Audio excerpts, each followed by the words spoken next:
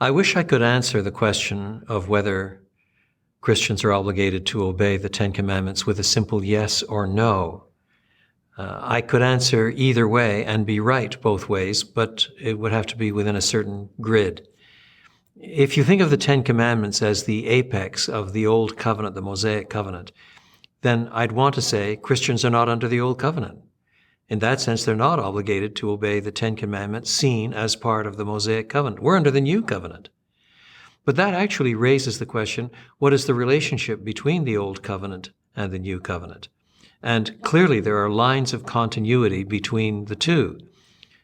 For example, you do not find that Paul says anywhere, well, the Old Covenant specified you shall not commit adultery, but I say to you, you're free from the law, oh happy condition, and now you can sleep with anybody you like. He has many restrictions regarding sexual immorality.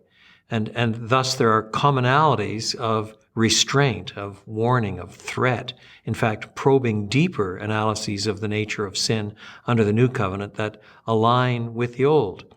In the Sermon on the Mount, Jesus says, do not think that I have come to destroy the law or the prophets. I have not come to destroy, but to, and that's the rub, but to fulfill, not simply to maintain or to keep or to preserve, but to fulfill.